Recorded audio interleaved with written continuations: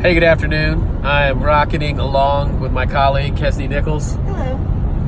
We're on our way out in East Texas, literally doing, I think, one of the most important cases I've ever been on. We are trying to return two children to their custodians. They're not their parents yet. They're not their conservators yet, but they have been for a temporary basis, on an emergency basis, and they've now gotten into the wrong hands. And we had a very, very stressful 48 hours preparing for this hearing. Probably, wouldn't you agree, Kesney? I would definitely agree. Some of the most stressful work I've ever had to do.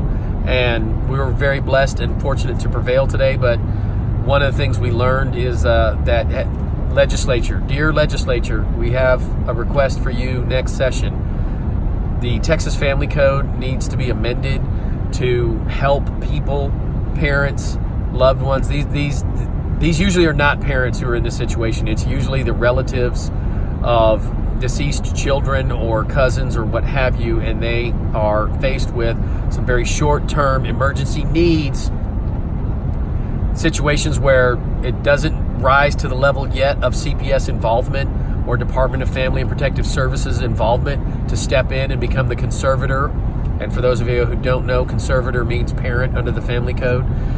So CPS and family services don't step in and become the parent, and it's left to the family members, these grandparents, these cousins, these people related in the second or third line of blood relation to these children and grandchildren, and somebody needs to be able to step in and take temporary custody of them. And the way the code is written right now, it makes it very difficult. And what's worse is the way the code is written right now, it doesn't authorize the sheriff for, so let's say that you're in Rockwall County, Texas, you get the relief you're requesting to get the children returned from Rockwall County Sheriff, from the Rockwall County District or Family Court, but then the sheriff doesn't have authority under the Family Code to cross state lines to enforce that court's order.